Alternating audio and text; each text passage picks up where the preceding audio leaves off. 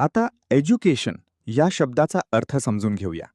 सर्वप्रथम मराठी अर्थ. शिक्षण, विद्या. एज्युकेशन शब्द एज्युकेट शब्दाचं नाऊन आहे. मराठीत समजून घ्या. एज्युकेशन म्हणजे ज्ञान, कौशल्य आणि माहिती मिळवण्याची प्रक्रिया. शाळा, महाविद्यालय किंवा अनुभवातून जे शिकले जाते त्याला एज्युकेशन म्हणतात. English meaning: the process of gaining knowledge and skills. आता उदाहरणे पाहूया.